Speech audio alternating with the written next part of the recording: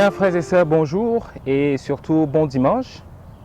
C'est le dimanche de la Sainte Trinité, une solennité qui se situe habituellement le dimanche après la Pentecôte.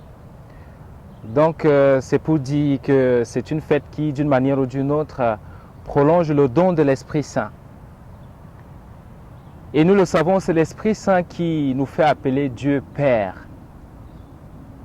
Et dit que Dieu est un Père, eh bien, c'est la spécificité chrétienne. Et Dieu n'est pas que Père, il est également Fils, il est Esprit Saint. Alors, au fil de l'histoire, la communauté chrétienne a adopté le mot Trinité pour pouvoir traduire cette réalité divine. Alors, c'est un mot qui peut prêter à confusion, qui soulève d'ailleurs beaucoup de débats. Mais ce qui est important à savoir en ce dimanche, c'est que nous croyons en un Dieu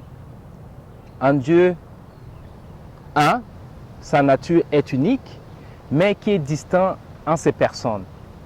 En Dieu, il y a trois personnes, le Père, le Fils et le Saint-Esprit. La Trinité est centrale dans notre foi et d'ailleurs, tout ce que nous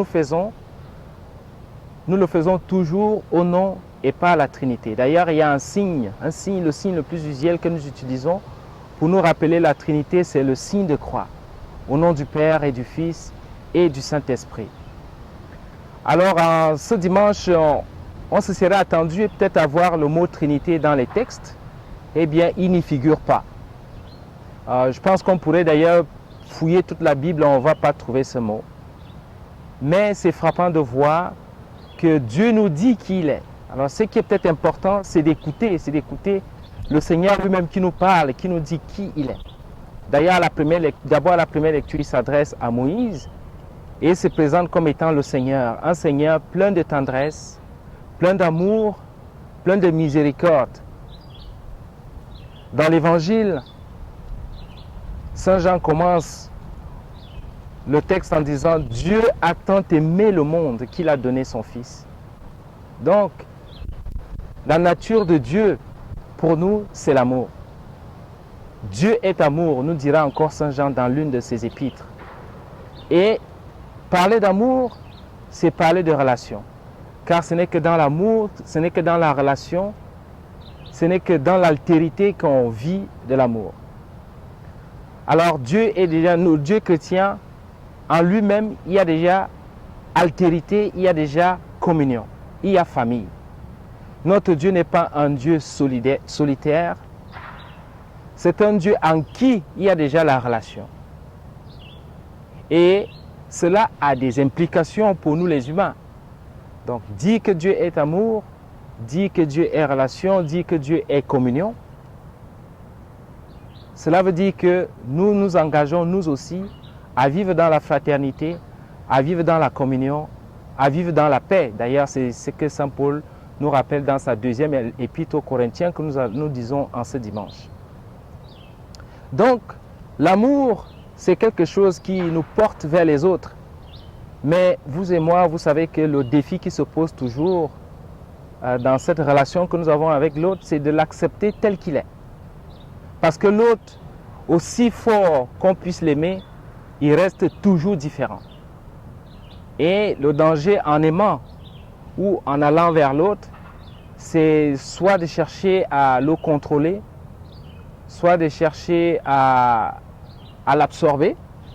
Et si jamais il ne répond pas à nos attentes, on peut aller jusqu'à vouloir le supprimer. Alors c'est donc dit que le défi qui s'oppose en permanence à notre désir d'amour est aussi celui de la différence, accepter la différence. Et pour justement rester dans l'esprit de la Pentecôte que nous avons célébré, ce qui est central dans la fête de la Pentecôte, c'est que Dieu a voulu une humanité différente. Mais dans cette différence, on est capable de se parler et de se comprendre. Et la langue que tous et toutes nous comprenons, c'est bien la langue de l'amour. Tout le monde aime différemment. Mais tous, nous avons besoin d'amour. Tous nous comprenons le langage de l'amour, aussi varié soit-il. Alors, ce qui nous amène de la violence dans le monde. C'est toujours, je dirais, c'est surtout parce que nous avons du mal à nous accepter dans nos différences. Et l'actualité aidant, nous avons tous vu la violence se déferler dans les rues de Minneapolis et dans d'autres villes aux États-Unis.